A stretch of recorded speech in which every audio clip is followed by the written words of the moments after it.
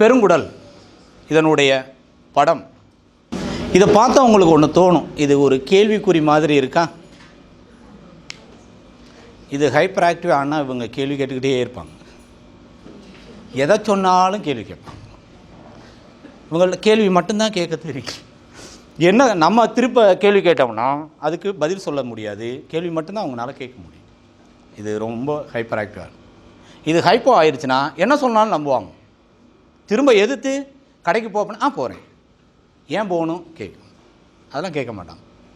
ஆனால் hyper active ஆச்சுன்னா கடைக்கு போப்போம்னா எந்த கடைக்கு, எந்த கடைக்கு, அந்த கடைக்கு, அங்கே போய் இதை வாங்கிடணும், எத்தனை வாங்கணும், இது எதுக்கு வாங்கணும், வாங்கிட்டு வந்தால் என்ன பண்ணுவேன், வாங்கிட்டு வந்தால் எனக்கு என்ன தருவேன், உன்கிட்ட சொல்கிறதுக்கு நானே போயிட்டு வந்துடுறேன். இந்த பெருங்குடல் என்பது கேள்விக்குறி மாதிரி இருக்கக்கூடிய பா வடிவில் தலைகீழ இருக்கிற பா மாதிரி இருக்கக்கூடியது. இது மேலேறு குறுக்கு கீழிறங்கு அப்படின்னு சொல்லக்கூடிய அசெண்டிங் டிரான்ஸ்வர்ஸ் டிசெண்டிங் அப்படின்னு சொல்லக்கூடிய ஒரு உறுப்பினுடைய அமைப்பு. இதுக்கு அடுத்து இருக்கக்கூடியது இந்த ஏரியா மலக்குடல். இது மலவாய் ஆனஸ் பாகங்கள் அதிலே இருக்குது. ஓகே, அதில் இந்த இடத்துல இருக்கிற துடுப்பு இதுதான் குடல் வாழ்வு, அப்பெண்டிக்ஸ். நிறைய பேருக்கு வயிற்றில் இருக்காது, ஆப்ரேஷன் பண்ணி எடுத்துருப்போம் இல்லையா, ஏன்னா அது தேவையில்லையா. ஒரு கடலில் அல்லது ஆற்றுல போகக்கூடிய ஒரு போட், ஒரு படகு அல்லது துடுப்பு உள்ள ஒரு படகு, அந்த துடுப்பு இல்லைன்னா அந்த படகு என்ன ஆயிரும், நீங்கள் நினச்ச பக்கம் அது போக முடியாது, அப்படி தானே. துடுப்பு இருந்தால் இங்கிட்டு திருப்பலாம், இங்கிட்டு திருப்பலாம், முன்னாடி போகலாம், தேவைப்பட்டால் பின்னாடி போகலாம், எந்த பக்கம் வேணாலும் இயக்கலாம். துடுப்பு இல்லாத படகு என்னாகும், தண்ணி போகிற பாக்கள், தண்ணி எந்த பக்கம் போகுது அல்லது காற்று எந்த பக்கம் வீசுதோ அந்த பக்கம் போய் கவுந்துடும், அதை நீங்கள் இயக்க முடியாது, அப்படி தானே. அந்த மாதிரி இந்த சிறுகுடலில் நீங்கள் சாப்பிட்ட உணவு இரைப்பையை தாண்டி சிறுகுடல் சென்று மீண்டும் பெருங்குடலுக்கு நுழையும் போது அந்த நுழைவாயில் ஒரு துடுப்பு இருக்குது, அதுக்கு பேர் தான் குடல் வாழ்வு. எதுக்கு வாள் மாதிரி இருக்குது அப்படின்னா, இந்த வாள் இப்படி அசைஞ்சாதான் இந்த சிறுகுடலிருந்து உணவு கழிவானது சக்கையானது பெருங்குடலின் மேலே ஏறும், படகு முன்னே போகும். துடுப்பு இல்லைன்னா எங்கே போகுதுன்னு தெரியாது, அங்கேயே நிற்கும், இல்லைன்னா அளவாஞ்சிக்கிட்டே இருக்கும். ஏனென்றால் உணவு இதுவரைக்கும் மேலேருந்து கீழே வந்து சிறுகுடலில் நிறைந்தது, இப்போ மீண்டும் மேலே போகணும் அப்படின்னா இங்கேருந்து ஒரு உந்து விசை வேணுமா இல்லையா, கொஞ்சம் தூக்கி விட்டால் தானே மேலே போகும். அப்போ இங்கே சிறுகுடல் என்பது சின்ன டியூப், பெருங்குடல் என்பது பெருசு. அப்போ சின்ன பகுதியிலேருந்து பெரிய பகுதிக்கு மேலே போகிறதுக்கு ஒரு உந்து சக்தியை தர்றது தான் அந்த குடல் வாழ்வு. ஒரு மெல்லிய அசைவு கொடுக்கும், அசைஞ்சு மேலே தள்ளிவிடும். மேலே தள்ளிடுச்சுன்னா அது குறுக்கு குடலுக்கு வந்து மீண்டும் இறங்கு குடலில் இறங்கி ஆட்டோமேட்டிக்காக மலக்குடலில் வந்து மலமாக நிற்கும். மலக்குடலில் மலமாக நிற்கும் போது இந்த ஆசனவாய் சுருக்கு தசைகள் இறுக்கி பிடிச்சிருக்கும்.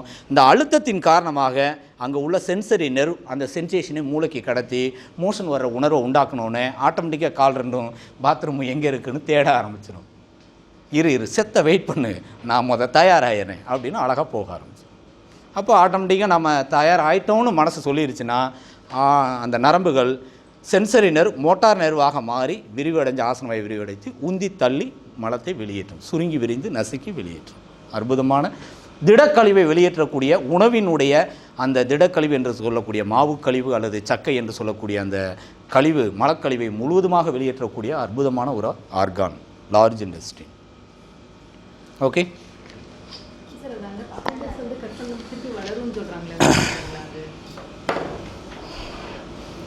உடம்புல வளரக்கூடியது மீண்டும் ஒன்றே ஒன்று, உள்ளுக்குள்ளே இருக்கிறதுல கல்லீரல், வெளியில் இருக்கிறதுல முடியும் நகமும். இது மட்டும்தான் வெட்டினா வளரும். மற்றதெல்லாம் சொல்கிறாங்க அப்படின்னா ஏதோ பாதி வெட்டி விட்டுருப்பாங்க, பாதி இருக்கும், அதை வச்சு சொல்லியிருப்பாங்க. ஆனால் அது வளராது.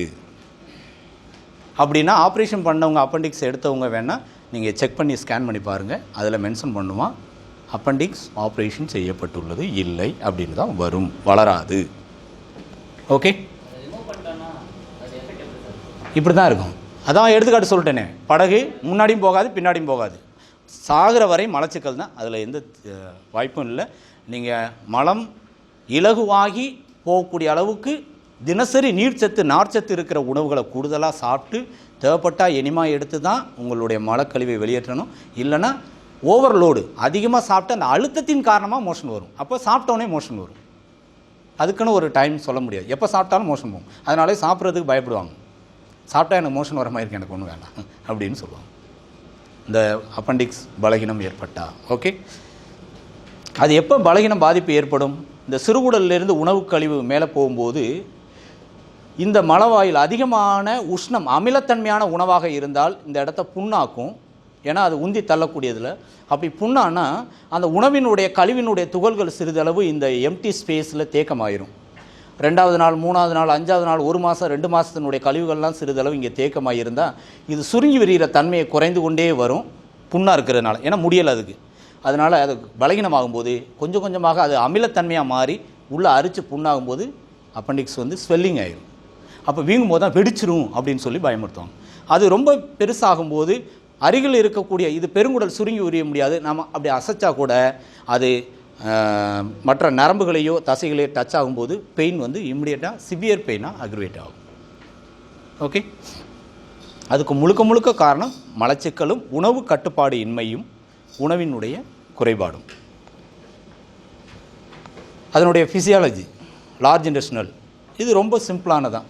சிறுகுடலிலிருந்து வரக்கூடிய உணவு கழிவு சக்கைகளை பெருங்குடல் உள்வாங்கி அதிலிருந்து எஞ்சிய சத்துக்களை அல்லது நீர்ச்சத்தை மட்டும் உறிந்து சக்கையை மலமாக வெளியேற்றக்கூடிய ஒரே வேலை, வேறு எதுவுமே கிடையாது. சிறுகுடலினுடைய பின்புற பகுதியில் பெருங்குடல் தொடங்கி மலக்குடலினுடைய முன்புற பகுதியில் பெருங்குடல் முடிவடைகிறது. இதுக்கு அங்கிட்டு உள்ளது மலக்குடல்.